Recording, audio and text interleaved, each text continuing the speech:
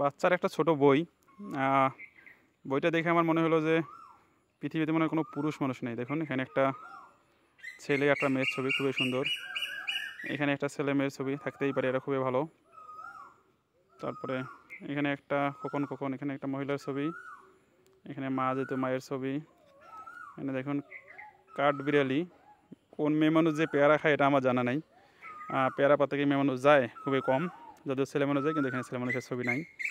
মানে পুরুষের সঙ্গে একটা বৈষম্য। দেখুন এখানে বাবার কথা কবিতায় উল্লেখ করা থাকলেও ছবিতে বাবার কোনো ছবি নাই।